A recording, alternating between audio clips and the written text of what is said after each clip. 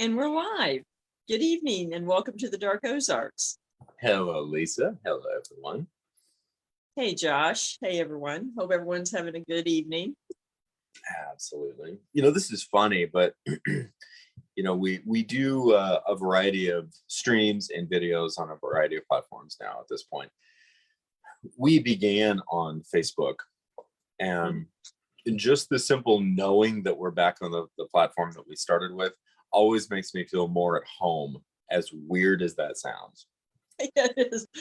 Yes, it does me too, and I feel conflicted about saying that I feel at home on Facebook. But yes, settling in our collective living room, our collective the collective figment of our imagination that is social media.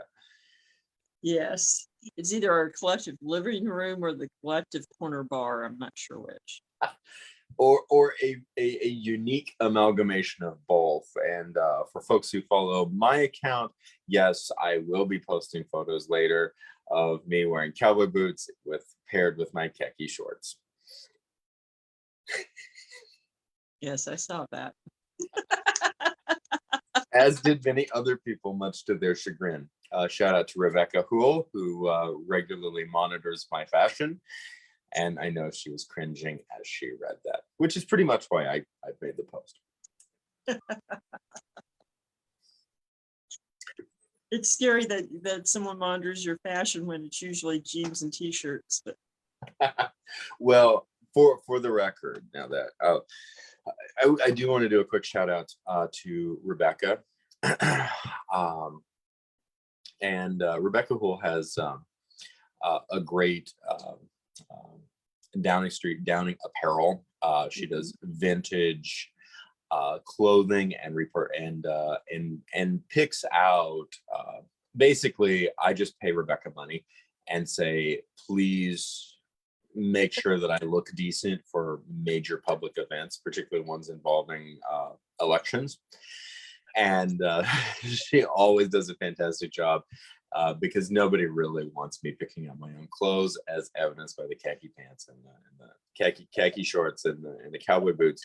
So it allows, it ensures that many people are not embarrassed by my presence, although it does occasionally diminish my own hilarity at everyone else's embarrassment.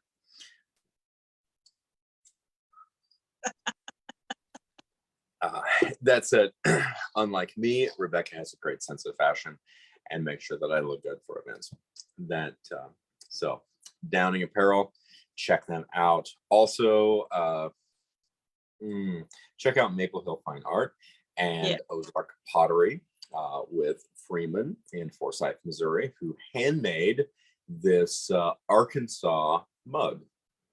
It's beautiful. It really is. I have a full set. One of them has an Ozarks bear, which of course is the State of the Ozarks logo. And then also the state of Missouri, which many people have seen me drinking out of. And now we have Arkansas. So my set is complete. Very excited about that. Got it at the Hollister Farmers Market yesterday. I'm just branding the hell out of myself today. The State of the Ozarks Farmers Market yesterday at Hollister, Missouri. And I'm even wearing my State of the Ozarks logo. We're just branded up storm. Boy, you got organized there. The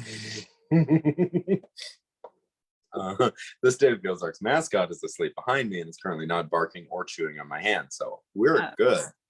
I hate to tell you, he's not asleep. No, he's not barking at me. So there you go. Yeah, so far. So far. He's had a big day. Oh, and we do have, let's talk a little bit about the topic for tonight, and then sponsors, and then sponsors plural. That's exciting. And then schedule events, and then we'll get into our topic. But Gunpowder and Nooses. Two of my favorite things. And and everyone can guess why. Well, as I think I texted this to you as I was doing extensive research on public hangings. It really made me want to dress up and make apple fritters. Well, you know, and that's one thing. It was a public spectacle, so you did have food vendors, you know. Yes, I I demand funnel cakes for my public hanging. Just FYI.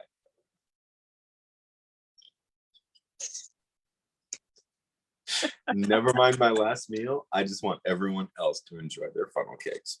That's right. Doomsday sayers are welcome to walk the crowd.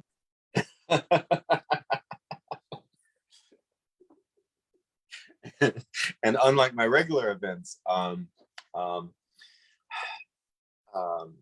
pamphleteering, proselytization, and a variety of ballot takers are welcome. Okay, so now that we know what's going to happen at your hanging,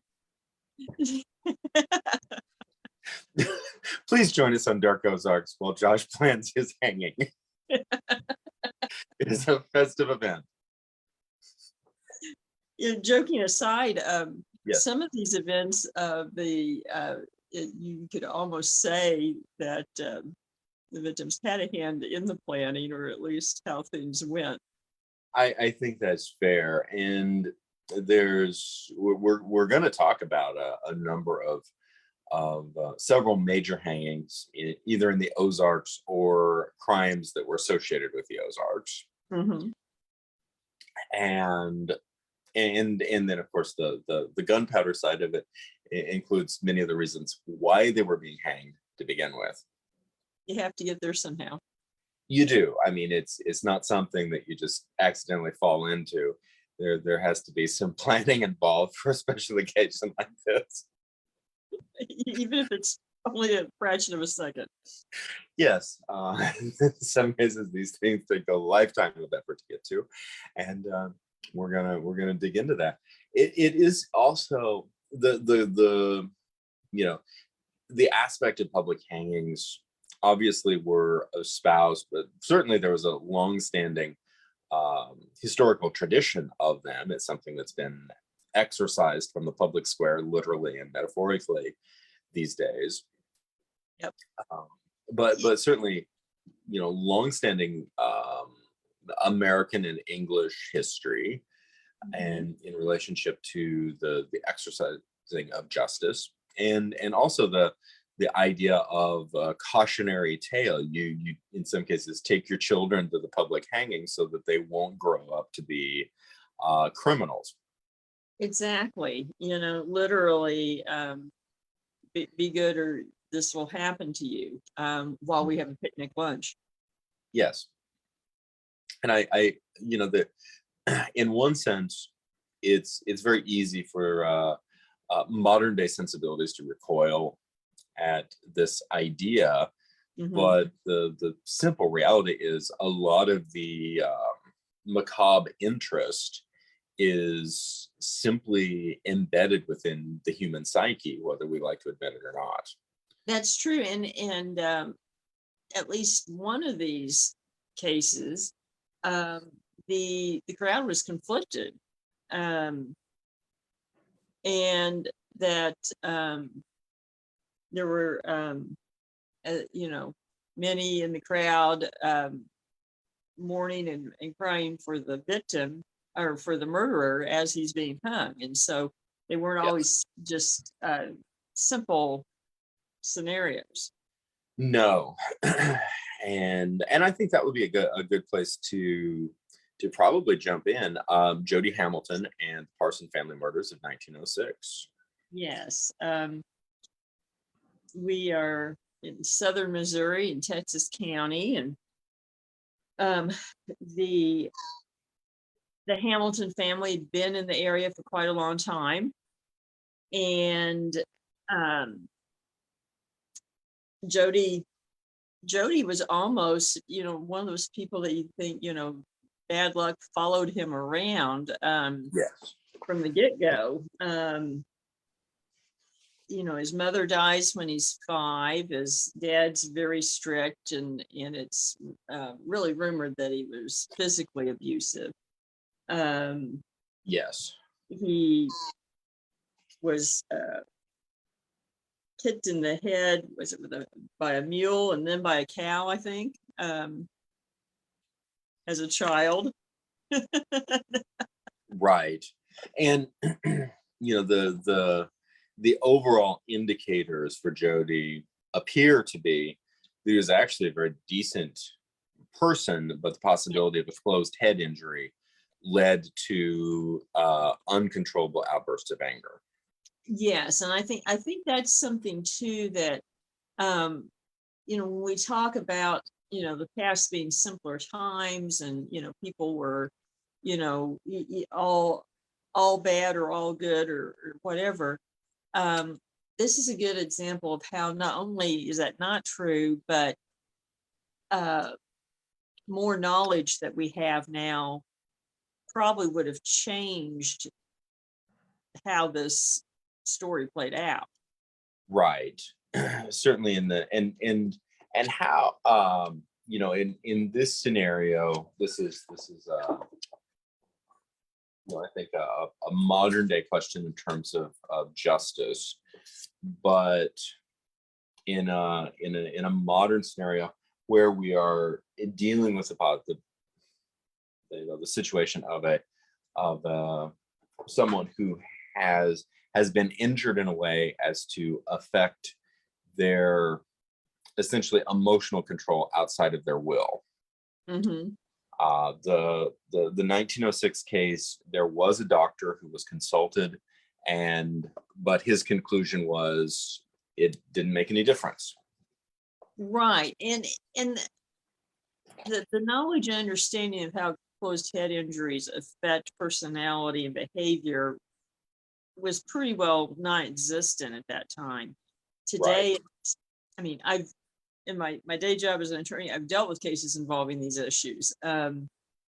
Closed head injury typically either will change a personality radically or accentuate certain traits that if someone had a slight temper, that gets accentuated, or it comes into play in sometime in sexual misconduct.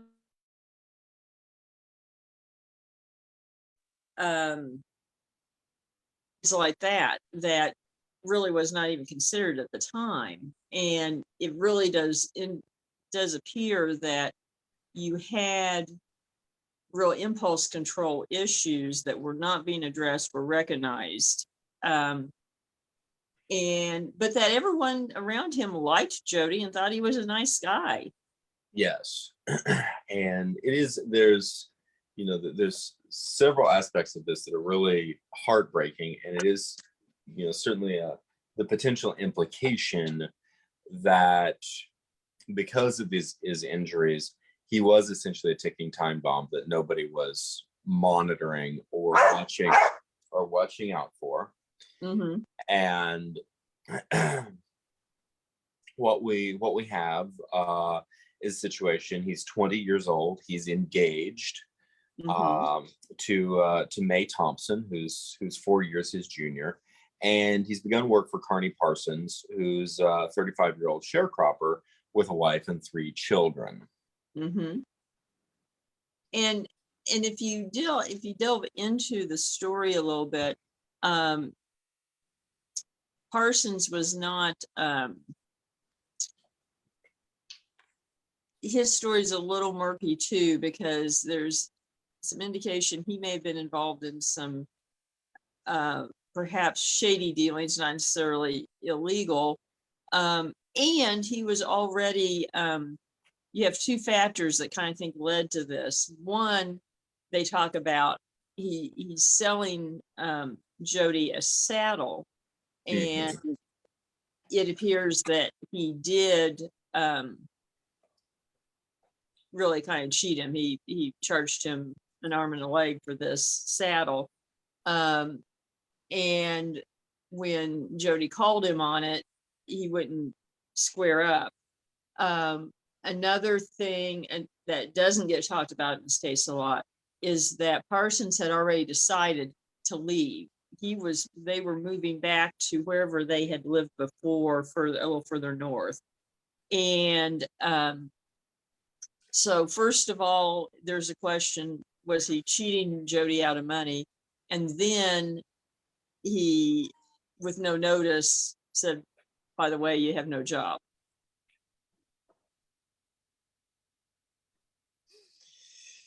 And you take that situation, even just the potential stress of being engaged with the expectation that you're going to have an income, etc., the sense of being cheated, the sense of losing your livelihood, all of these things, and the general evidence, unfortunately, leads to a certain amount of premeditation. He heads off to confront Parsons with a shotgun. Yes. And the family's all there. Yes. And he ends up killing the entire family. Mm-hmm. He fires on Carney, Carney Parsons, hitting him in the leg or legs, and then begins to bludgeon him with the shotgun. Mrs. Parsons intervenes in an attempt to save her husband. She too is bludgeoned, and the indicator is that the Jody Hamilton beat the Parsons and their 3 very young boys to death with the shotgun. Yeah, these are grade school age boys, if I recall correctly. Yes. So it is without a doubt, it is a horrific crime. Yes, it really is. And he soon, it's one of those things that you have. It's very empathetic because of his circumstance. You understand where he could get triggered and lose control. It's a tragedy. It's a horrible crime.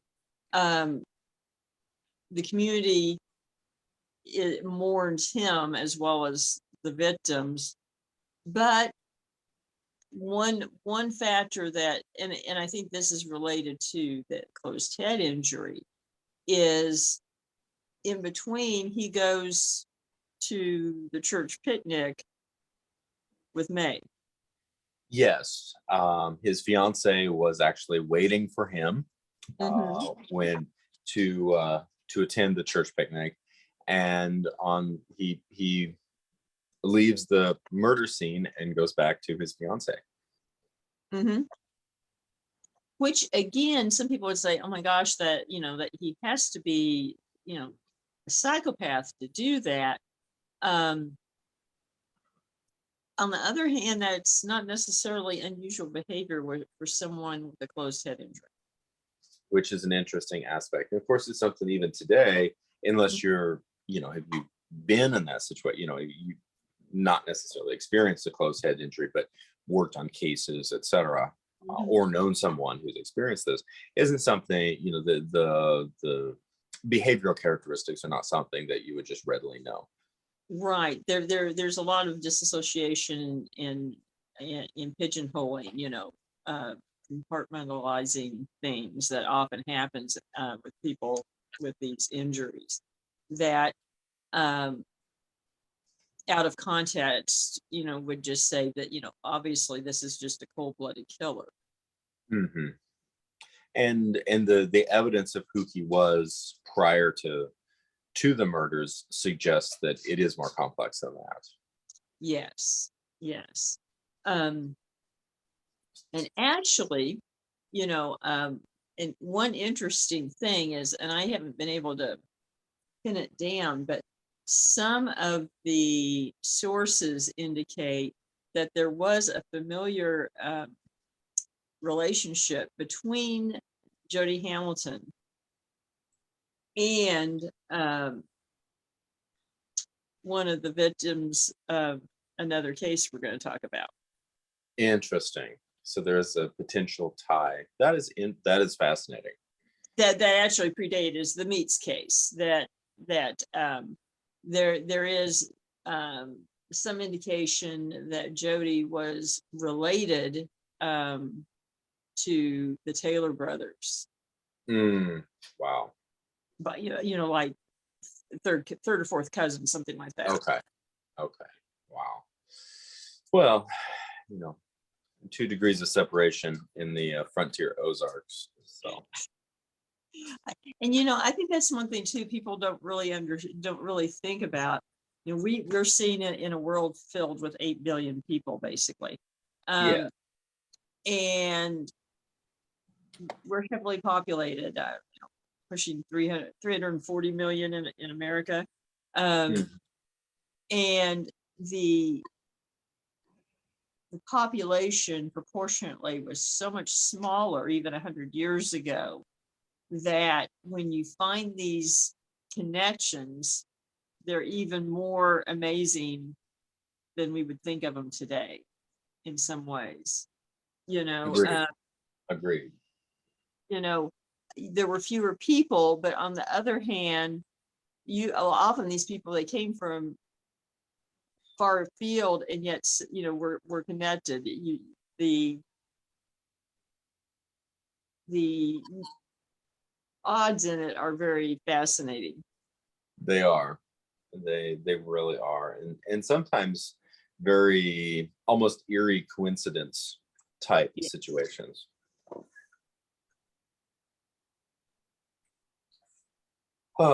So what do you think is the final takeaway in regarding the Jody Hamilton case? Definitely, it was definitely tragic. I think it's one of those things. It's a situation that that shows that so many times people will try to make everything simplistic. The victim was pure as snow. The murderer was just a maniac, etc. And it's not that easy. And the fact that at Hamilton's execution, where he was hanged, he spoke to the crowd and asked for forgiveness, and a number of people in the crowd were crying for him as he's being hanged. And so just trying to picture that scene, that's not something that typically happened in these public executions. No. And I think as we later on in the podcast, as we move forward to the sort of some of the personal aspects of, say, for example, the Christian County Bald numbers, we'll see something similar. Yes. I mean, so, and that's one thing. And I think in part because I work in the legal system, I see it more, but it's always amazing to me when there's a crime that people are shocked by, and you see it on social media now, but it used to be, with comments from, made, on newspaper articles or the news on TV, that as soon as the words are out, people, well, oh my gosh, this, the accused person is just the most horrible thing in the world, and everything is black and white. And people are so easily moved to do that, and they don't know the circumstances at all. Right. And it is easy to transition over to almost a virtual mob. Yes, it really does happen that way. Even before any information's out, and then, and and then the sort of that mob mentality, it grows. Fortunately, not too often these days do people act on it, but you know, Right. in days past, they certainly did. Hmm. Which And you also see reminds that. me of another hanging in the Ozarks that we could talk about. Yes.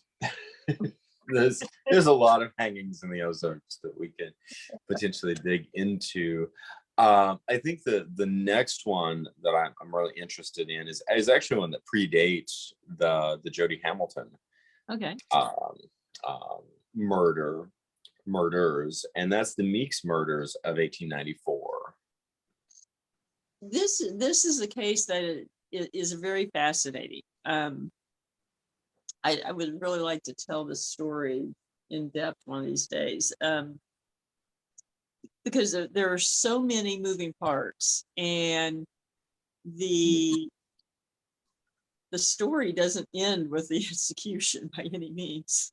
No, it in some cases the story begins with the execution, and I think it's important to note the inciting events appear to have taken place in Lynn County, and which is around Brookfield, includes Brookfield, Missouri. This is technically outside of the Ozarks. It's just Barely. north of that interesting border country north of the Missouri River and north of Jefferson City and Sedalia. And I believe the trial actually took place in Milan, Missouri, which is a town I'm quite familiar with. I drive through Milan when I'm heading up to visit family in Iowa. So it was very interesting for me to read through this, because we're dealing with a really fascinating, for me, a really fascinating part of rural Missouri that I've grown up transiting through. Mm-hmm. But the story does take you through the Ozarks, including Yes, the Arkansas Ozarks and the Oklahoma Ozarks. exactly. That's when I grabbed my Arkansas mug. So I'm like, okay, we are dealing with Arkansas this week. So There you go. I can do that. But yes, and again, that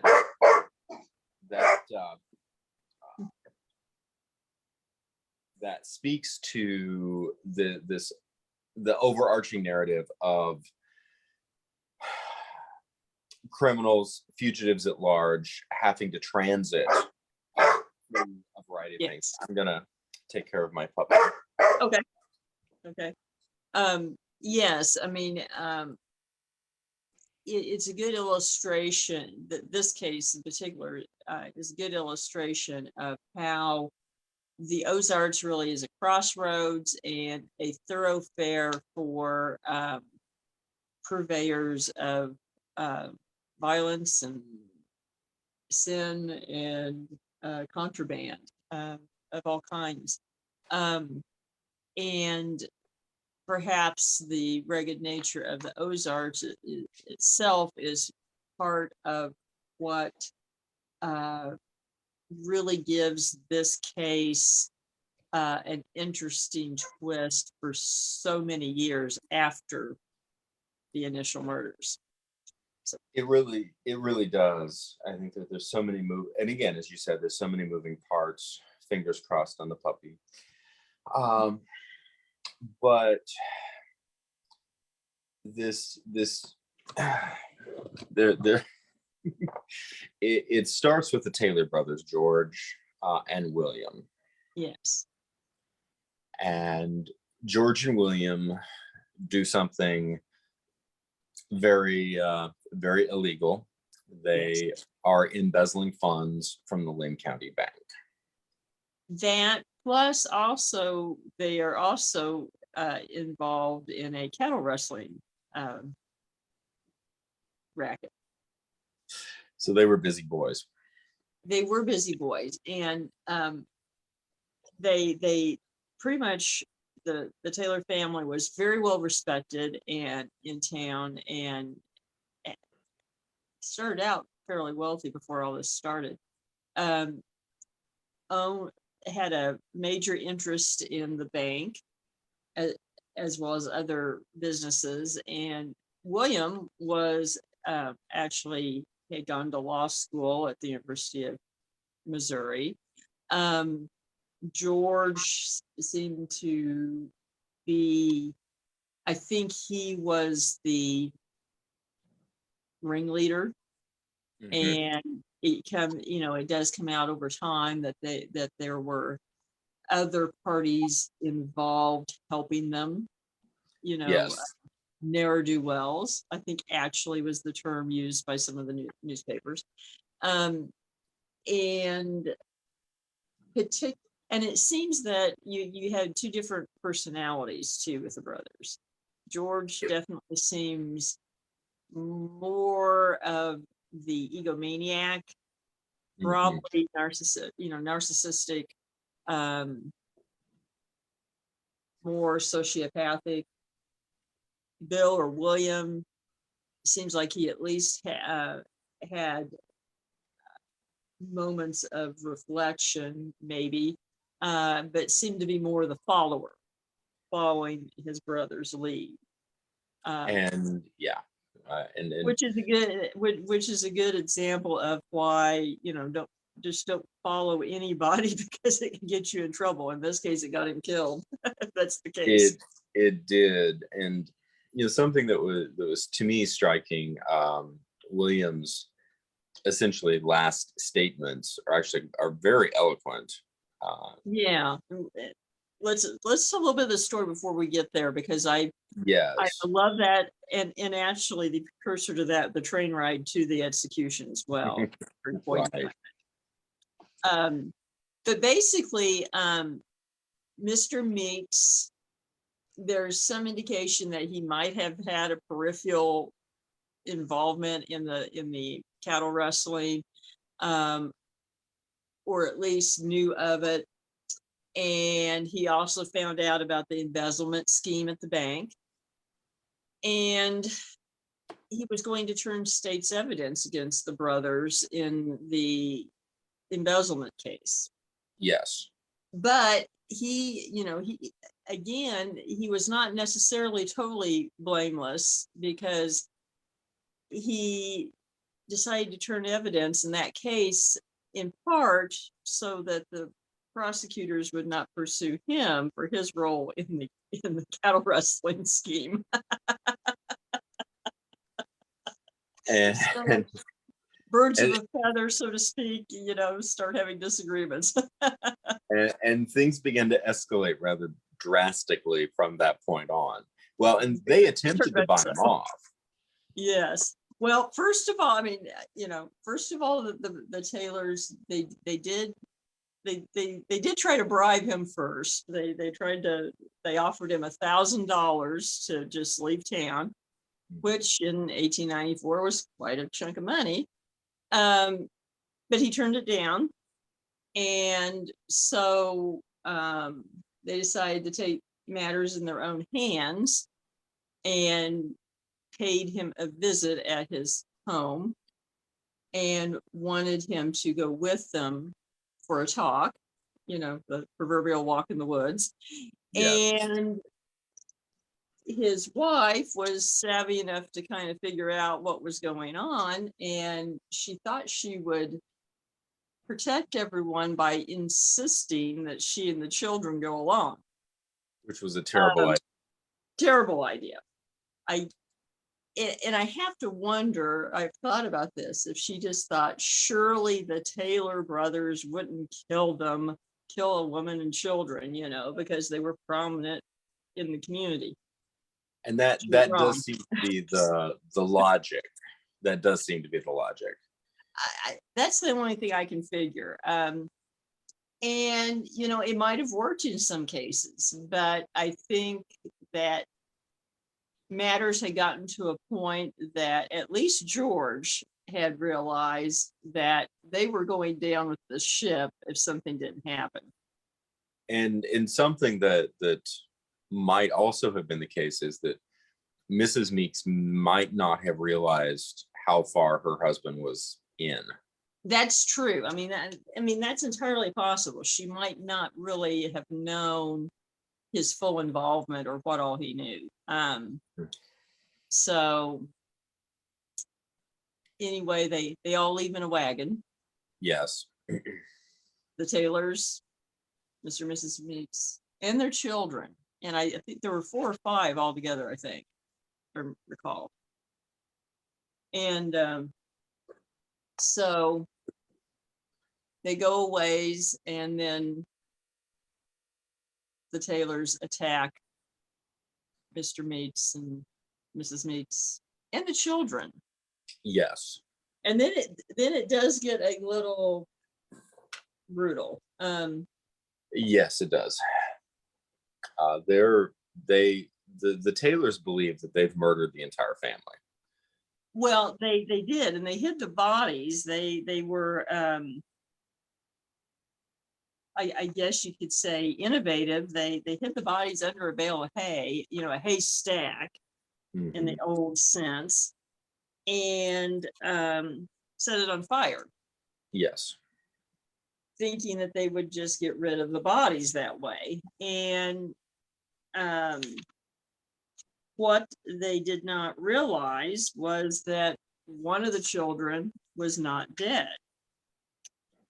And Nell, I think she was 6 at the time. Now she had been bashed in the head. Yes. And they said, in fact, for the rest of her life, she had a dent in her forehead, from this. But she was able to, after they left, get away, eventually make her way to a nearby farmhouse, knock on the door, and Mrs. Carter answers the door and is mortified by this child who's dirty and sooty and torn clothing and bloodied. Yes. And talking about her parents and siblings all being dead. Now, being 1894 and stalwart stock, she sends her, I think, a 9-year-old son out to check. Yes. Go check under the haystack to find the bodies, kid. Yes, are there really bodies out there? Yes. Which he did find them, and they called the police, and soon they were after the Taylors. Yes, they were. And initially quite unsuccessfully. The Taylors not only left town, they'd left the state. Yes, and over time, it there were reports that a couple of their flunkies, a couple of the guys that worked for them, helped them get away. Not only this time, but another time as well. But yes, they made their way south through the Ozarks into Arkansas. And as someone who has driven, say, for example, from Lynn County down to the White River Hills, down toward Mountain Home, south of Mountain Home, the now unincorporated town of Buffalo City, I believe. Yeah. On the White River, which I want to go to now, after doing the research for today's episode. That is a long ways. It is. And it was even longer in 1894. So very much so. So yeah, I think it's safe to say that the Taylors weren't fooling around in their attempt to escape. No, they were getting out of town for sure, and willing to do so. And George was not encumbered so much, but William, he walked away from wife and his own children to run. And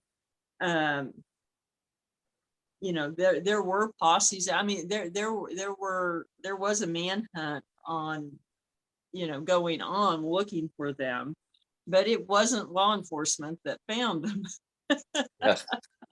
It's a very an interesting process, and it's something that in addition, just in terms of a psychological profile, William or Bill seems to be the most distressed of the two brothers. Yes, he definitely seems to be feeling the effects of things where you throughout the course of the story, you don't seem to get that from George. He doesn't seem to exhibit emotions or reactions. And it that George, from what we can tell from piecing together anecdotal and some more objective data, Mhm. he not only does, as you said, seem to be the ringleader of it, but he seems very stoic and even a bit angry at the situation at large. As if he's inconvenienced. Yes, I think that would be a fair analysis of the data that's available.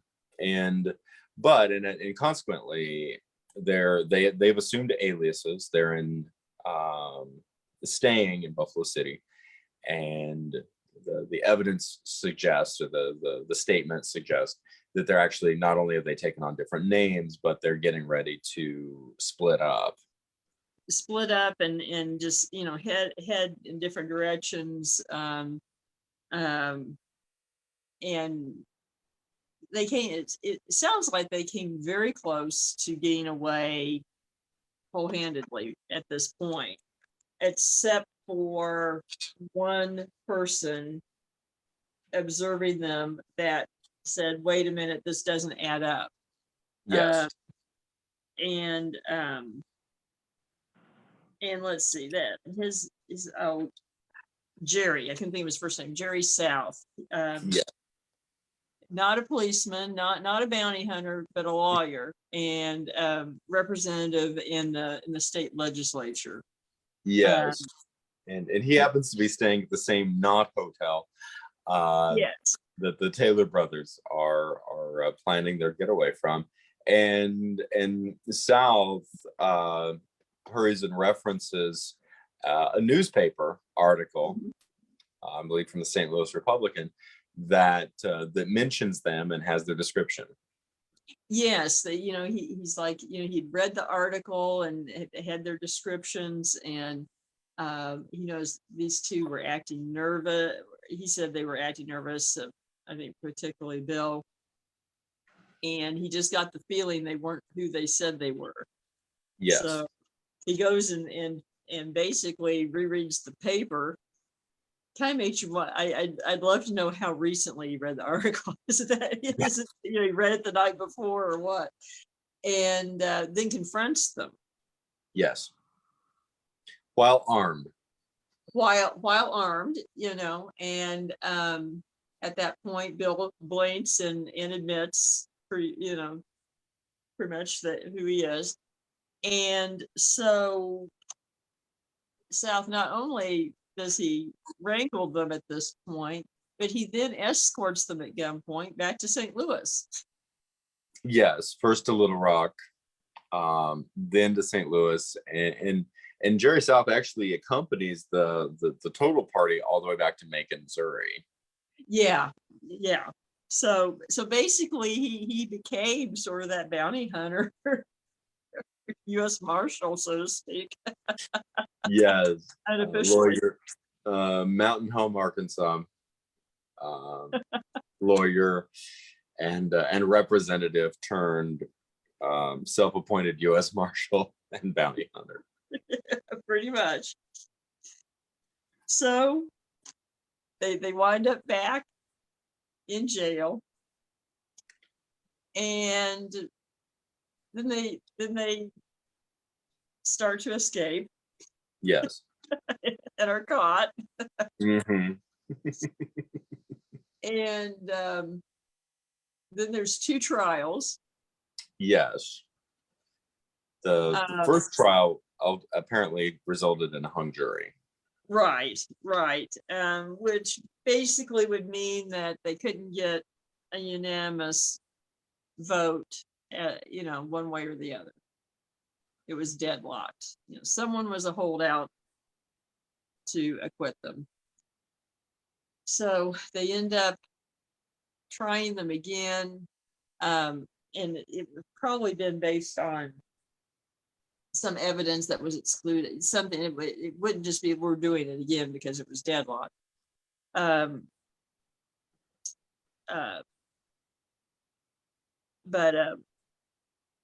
they convict them, and then there's another jailbreak.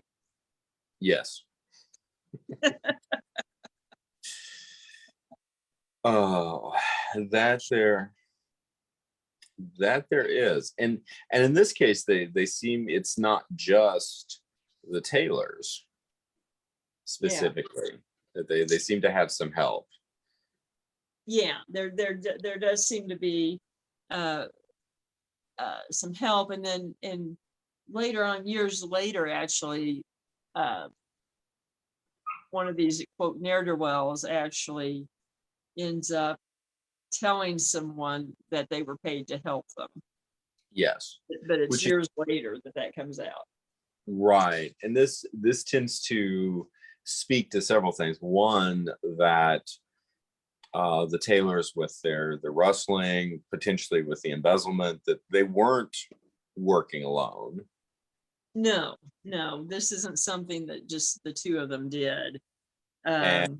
And also suggests that they had been quite successful at their endeavors because they seem to have money to make things happen.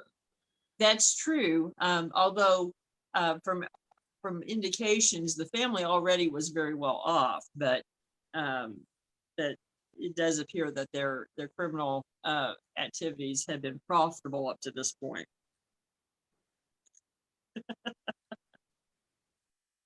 So and it.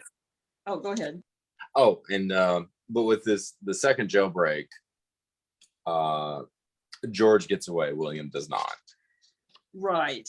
And William, basically, I think he decides the sheriff gets the drop on him and he's not going to risk it. Yes. And I think George, it kind of sounds like George decided he was just going to roll that dice and see what happened, and he managed to get away. And he did, and really did get away. He did. They never officially found him, although the story gets very interesting before it's over with. It does. So at this point, you have one man scheduled to be hanged, and and his brother, who's certainly making regional headlines, if not national headlines, in terms of as a fugitive for this.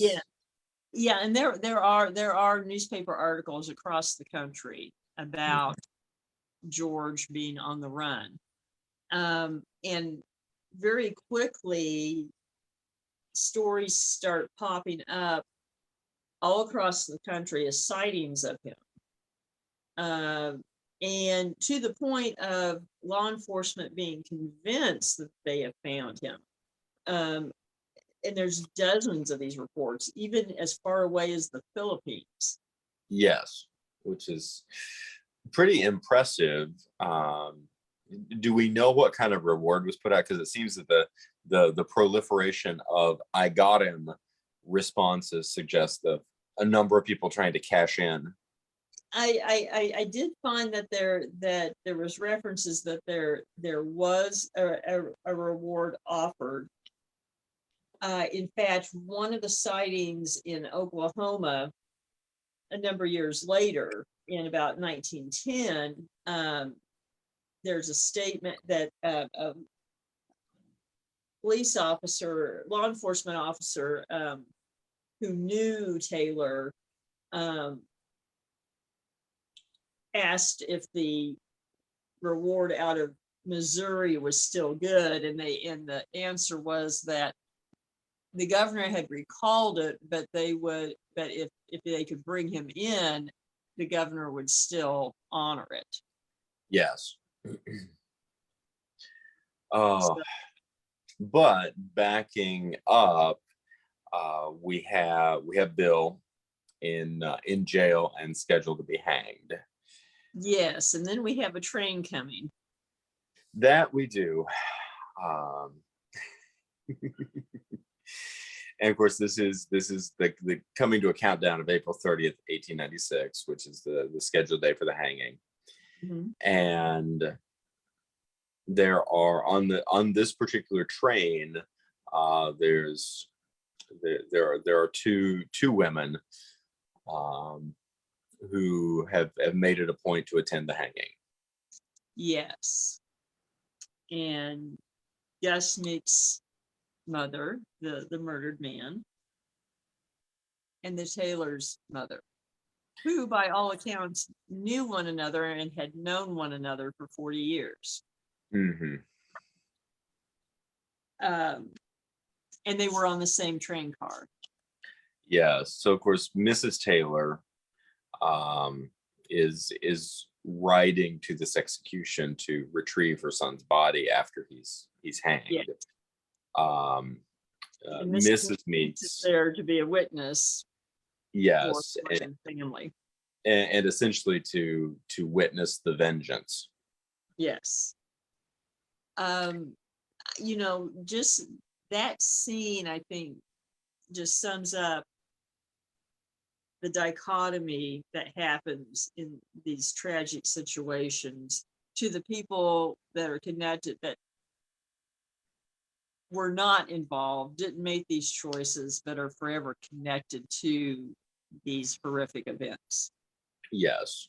And, in this regard, regardless of how anybody feels in terms of being pro or against capital punishment, these types of moments really bring it down to the personal realities, the personal costs, not only of the fugitive, the criminal, the person who did these wrongs, but the personal cost of those around them. Yes. And I can't imagine being either one of those mothers on that train.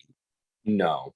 And the newspaper reports or the data, the records indicate that they had, of course, known each other for many, many years, perhaps their whole lives. This is, a comparatively small community, but they did not speak to each other on the train.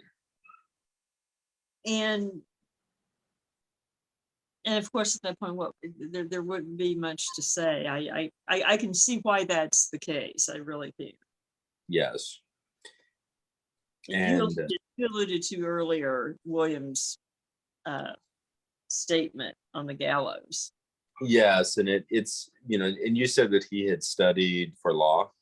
Yeah, he was a lawyer, although And he was practicing. This is final statement, quote, "Prejudice and perjury convicted me. My wife is left a lonely widow. My babies made orphans in a cruel world. My brothers mourn and friends weep.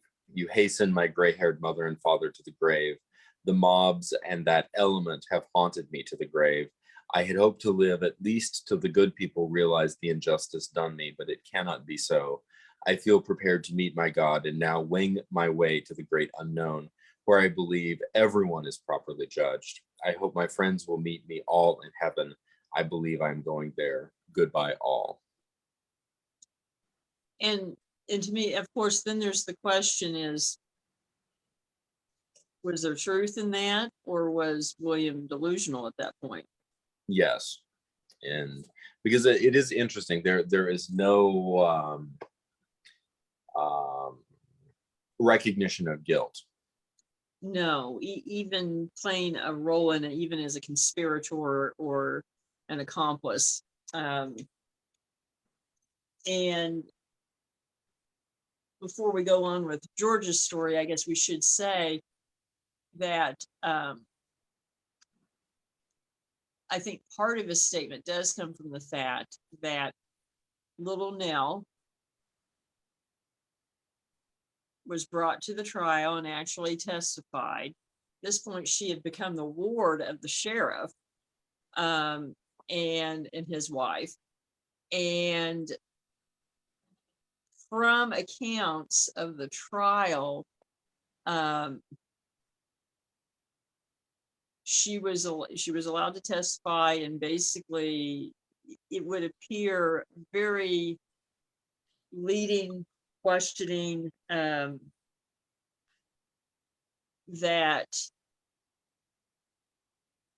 I'm kind of surprised would stand, except for the fact of such heightened emotions that the only thing I can imagine is that it went on simply for the fact of no one daring to appear to try to silence this child. Yes. But the statements themselves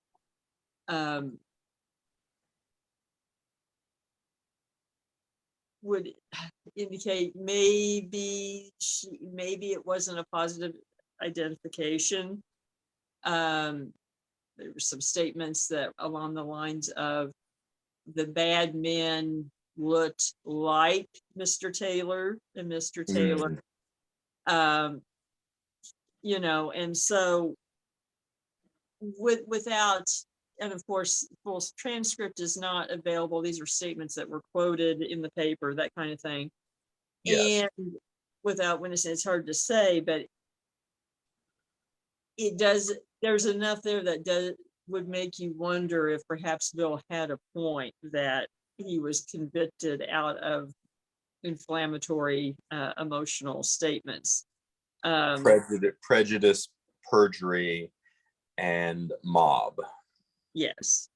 And so it's hard to know. I mean, it really is. So let's take a moment on this. Let's flip this around. Because of course the Taylors are remembered in, you know, by newspaper and by the sort of anecdotal folklore as the killers. Yes. And of course they were found guilty by trial. The evidence suggests that, you know, that, and correct me if I'm wrong, but we really only have one witness. Yes, we only have one witness, and that's Nell, who was 6 at the time it happened, and who suffered a quite significant head injury in the process. I mean, yes. Now I'm also curious. A dented cranium. Yes, and of course the sort of the reverse argument being perhaps the town needed a scapegoat. Perhaps the sheriff had a vendetta. The sheriff being the new ward of Nell. The idea that there could be leading questions involved. The fact that you're protecting her. Yes, the fact that, and one of the other things that's interesting is that for however you want to parse this out, Nellie almost becomes a celebrity, does become a celebrity survivor. She does. I mean, in sort of a very macabre twist, really. And we've talked before the prevalence of murder ballads and their role in conveying shared experiences. Yes. And they've been more prominent in certain parts of the country, and the Ozarks is one. And the Meeks Murders is one such of those tales. There is a murder ballad specifically sung by Nellie at county fairs and carnivals. Yes. For money, with verses starting out with things like I'm one of Mr. Meeks' murdered daughters. Yes. It's now a couple of things I think, you know, as a potential showstopper. She did not make the Chautauqua circuit. No. Probably for obvious reasons. The other thing that's very interesting to me, this is in an era of we have English and you know, Anglo-Saxon English and early American murder ballads going back forever, hundreds of years. Yeah. But something that is of particular note, we're dealing with the 1890s and 1890s to about around 1910, 1915, even a little bit later in Tin Pan Alley. these extraordinarily mournful, sentimental, and gut-wrenching songs were all the rage. They were being churned out of New York by the hundreds, I believe, and it's interesting because at the time that was pop music. Right. Well, a good example is Frankie and Johnny. Yeah. And Frankie and Johnny is a ballad that actually goes back further than most people think, and it originated further east. But the version that is remembered actually comes out of St. Louis, and a version that was written in 1904, I think it was. Then later, of course, was immortalized in the play and the film, which, by the way, was written by John Huston, who was born in Nevada, Missouri. We should do it. We should do an episode of The Dead, about The Dead, John Huston's final film, short film. Yes. One of my favorite films. I've gotten yelled at for this film. I know. I like it. His grandfather basically won the electric company in Nevada in a poker game. That's awesome. That's how they came to live there. and fantastic wrap around to the macabre, because of course John Huston's daughter Angelica Houston stars in the Addams Family remake from the 90s, and also stars in The Dead, which is deep existential Irish melancholy, but is not as macabre as it sounds. No, I like the movie. It's one of my favorites, and I watched it around Epiphany for the obvious reasons. If you're familiar with the James Joyce short story from the Dubliners. That said, long way around the block. That was fun. If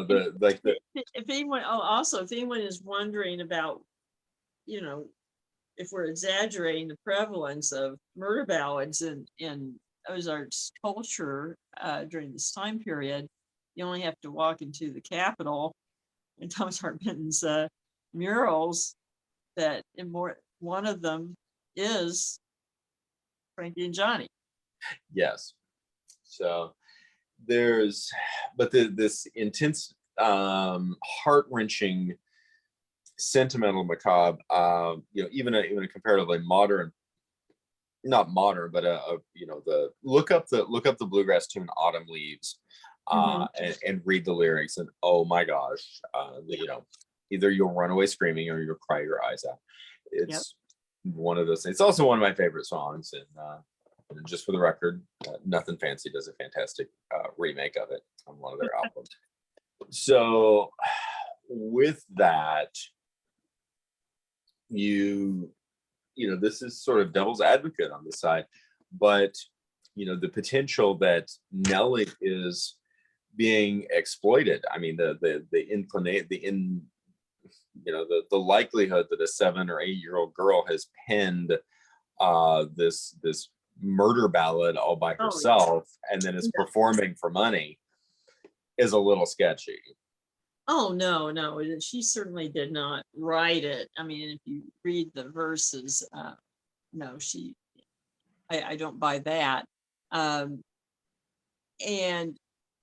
it's just a matter of when, to be perfectly honest, when did the exploitation really start? Was it afterwards when they start touring the county fairs, or was it all part of the trial? Right. And some of that currently we really don't know. And it does just bring into question, as difficult as this is, were the Taylors guilty? And of course, the other side of this is that the Taylors may very well have been guilty, but the actual evidence was not really as strong as it should have been. Exactly. It's hard to know. Or, was someone else after Mr. Meeks? Yes. If it's someone else related to the same criminal scheme. Right. There's a lot that we don't know. What we do know is that William was hanged. he was hanged, and that's the end of his story. And the beginning of George's. Huh? And the beginning of George's. In the beginning of George's, yes. Anyone familiar with The Fugitive, either the old TV show or the Harrison Ford movie, really doesn't have anything on George Taylor. No, it's incredible. And you know, over the course of a number of years, you know, to the tune of about 20 years, there just is these continuing reports of we have found George Taylor and then they haven't. Right. Or people that knew him. There are multiple occasions where people who knew him, who later moved into Oklahoma, ran into him, including childhood friend who he greets by, nickname from childhood. Yes. And, basically he's threatened, give me a head start to get out of here. Right. And they almost catch him several different times, including once where they catch up with him in a shack, and the pan where he was frying eggs or something was still hot. Yes, he's also great at escape. Yes. I mean, right or wrong, and certainly that didn't seem to show emotion or remorse, but certainly crafty and smart. He seems to be extraordinarily calculating, which again I think is an interesting circumstantial indictment over his involvement. Yes. And a couple of the stories that came out were really interesting, including the one I found very interesting was down in Atlanta, of soldier that they basically thought that was him, and actually ended up having some books that had his initials in them. Which is very interesting. I want you to fill folks in on that. I've got to check on my puppy real quick, but I'll be right back. Okay.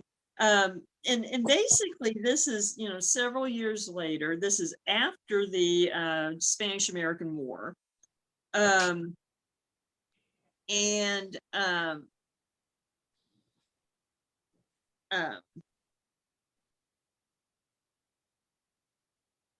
It was reported that a soldier was arrested at Fort McPherson outside Atlanta as George Taylor, and he was going by the name, and he was enlisted in the Army with the last name of Burns, and that he had enlisted in Butte, Montana. And ironically, there have been earlier reports of sightings of George Taylor in Montana and Washington and Idaho. So that's a possibility. One of the things they noted is that he had supposedly admitted to being George Taylor to other soldiers. And they found letters, pictures, documents that would indicate that he was actually George Taylor. And there were 2, quote, fine bookmarks inscribed GBT pasted into books, which of course was George's full initials. And his response was they had belonged to a friend. Do you think it was this situation of like deliberately mistaken identity or like trading identities? I think it was him. They said at one point he even admitted that he had come from Sullivan County. And he had enlisted in the Army in Butte, Montana, and there had been other sightings of George Taylor out in that area previously, so you do have to wonder. I personally, I think he just assumed another name, is my gut feeling. And later on, the last tale regarding him, and this is in 1926, so I mean we're talking 30 years, Yes. But the last person who actually knew him and actually found him dead, he told him that in anger that he was George Taylor, and he told tales of enlisting in the army and serving in the Spanish-American War, which would go along with the Atlanta story. And the problem is that the warehouse that housed all the military records from that time period burned, and I don't know, 6 million records were lost, something like that. So they can't find the records for this Burns or Burris that they arrested. So you don't know. But another person who on his deathbed admitted to helping him escape said that they went to South America for a while, then went to England, and then ended up coming back and him joining the army. And in 1926, the old man that may have been him told a very similar story, including falling in love with a woman in England. And all the timelines in these different stories add up. They do. And I think that the fact that you do have so many different things correlating very closely is enough that I think that we can piece it together and at least reasonably confirm that this is the case. The only thing that I wonder, and I want your thought on this, is, okay, if you're George Taylor and you've managed to do this and you get to England, why the heck would you come back, especially since you never went home? Right. Certainly there's the rather ignominious end of being a river rat junk dealer. Yes. after all of this. The simplest suggestion, that pops to my mind is he left England under similar duress. That's my thought, is that what would make him come back or leave England, except for maybe his old ways had caught up with him again. It may have, and certainly his involvement in the military and Spanish-American War and potentially fighting in South America may have gotten him within this. He's not an individual who was unused to utilizing violence, right? And he may have. There's but and I think what's interesting is, if he did commit crimes in England that he was on the run for, in that regard, how would we know? It'd be very, very difficult to track that paper trail down from the 19-teens or thereabouts from Britain. Obviously, it seems obvious that he would not probably have been being pursued under the name George Taylor. Right. And the possibility that he was simply, an American fugitive who, under duress, managed to get back on a boat. It does seem interesting that he would return to the approximate region where he could be recognized.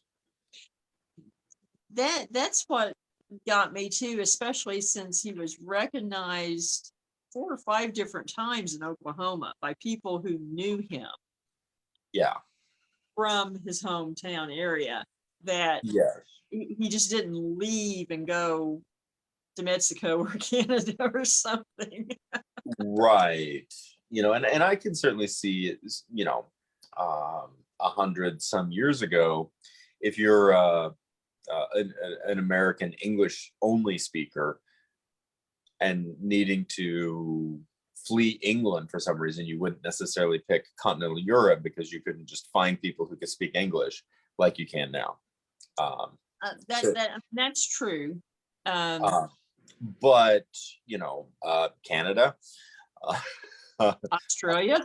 Australia, or even Western United States, Eastern United States, somewhere Caribbean. other than Missouri, Oklahoma, Arkansas. Exactly. Especially after you got recognized once or twice or 3 times and still hung around.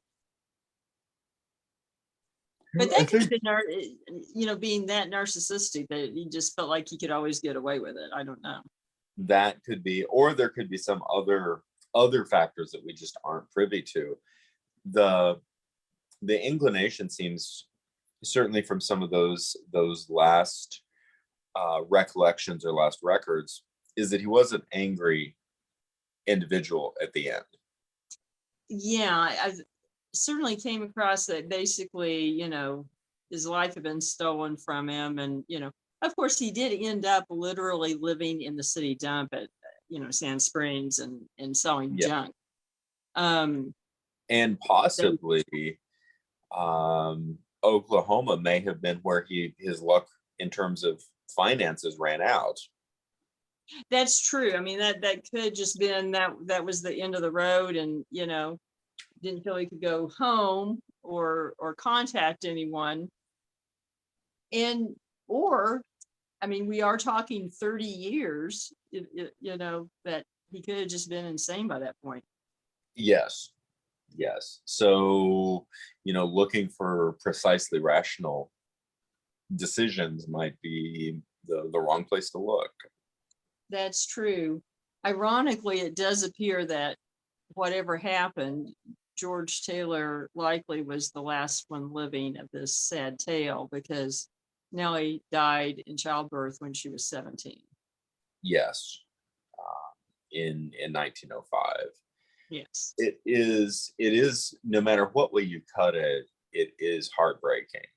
It really is. But if you want to look at it as a morality play and karma, that in the end he got, if this was George, in fact, he certainly had a pretty fitting comeuppance. Yes. And the newspaper at the time, well, first of all, at his death, he was identified. Mm-hmm. Yes, he was positively identified, yes, by acquaintances. And a photo was published of the shack, the Riverside shack that he was living in. And it is indeed a Riverside shack. Just barely. Yeah, it does have a roof. It doesn't have much else. Just barely. It's leaning heavily to one side. I don't think it would have been a shack for much longer. Right. And certainly for someone who allegedly, and I think it's fairly safe to say, did fight in the Spanish-American War, traveled to England, traveled to South America, this was a pretty low end. Yes. I want to switch gears and go back even a little further in time to 1870. Okay. Yes. Briefly. Yes, this is quite an interesting case. And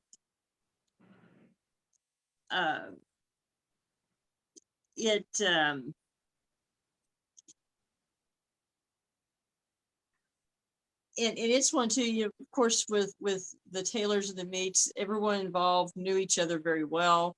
Well, as did Hamilton and Parsons, but this is a situation that at first looks a little murky and you wonder what really happened, but as you dig a little deeper, there's maybe some connections here. And we're talking about initially the murder of Robert Winkler Richardson, who was a Confederate general in Tennessee in the Civil War. And he was killed, shot in the yard of a inn in Clarkton, Missouri, in January of 1870. Yes.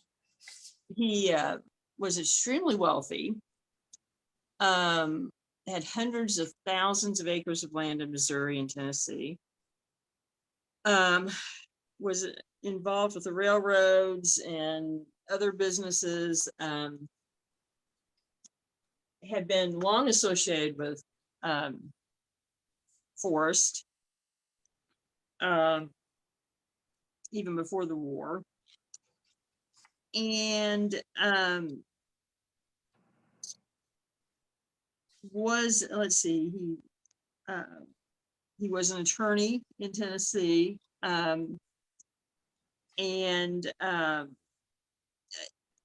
starting out, you'd think, okay, this is just your average Civil War story. However, if you start looking and you wonder why did someone kill him, because there was no real motive ever really publicized, that kind of thing. But if you start looking at the history, and looking into the military record, he became almost unstable and you'd almost say unhinged in his tactics during the war, to the point that he was going to get another promotion. And Jefferson Davis wants reports from the field, from soldiers and other officers of his behavior, got to Richmond. Davis withdrew the offer of command. Yes. And still you'd say, okay, what does that have to happen with 5 years later? Well, he's shot in the back, walking out of this inn, and 2 men are charged, Franklin Clark, John Skaggs. And if you start looking at the records, it appears that John Skaggs fought under him in Tennessee. Interesting. And a lot of part of the accounts and the controversy surrounding Richardson in the war was brutality against his own men if they did not perform. So it's hard to know. It is. Here's a question. I'm curious. Based on the information with this case, would you suspect toward a premeditated killing, or something that just moment of recognition and see the opportunity? And it's hard to know. I could see it going either way. Yeah. Because Richardson was in the area quite a bit. He had a lot of land there. So if someone was planning to murder him, they could expect that he was going to be in the area at some point, Right. On the other hand, I could see it being, a moment of passion of, recognizing him and reacting. Clark, some of the court records are lost to time. Clark appears not to have been convicted, and there's no real clear records of exactly what happened. John Skaggs was convicted and executed. And then unfortunately, that really wasn't even the end of the story either, just kind of like George Taylor. Um, for one, it was a botched hanging. And they actually hung him twice. Ooh. And then the sheriff finds that this is enough. This is enough. They take him down. They take him into a building, and then it gets a little murky. Two doctors show up, and it's kind of a Frankenstein type situation. They're basically reanimators, and they have some electrical device and a battery, and they start putting electric current through his body, trying to resuscitate him. And this goes on for hours, like Wow. 12 hours, to the point that the sheriff, and they say that it seems to be working, that that it seems to be moving, and there's indication that he's talking under his breath, but never fully regains consciousness. And they keep doing this to the point that there's burns on his skin, things like that, to the point that the sheriff finally says, I can't stand it anymore, and kicks them out. Wow. That is incredibly macabre.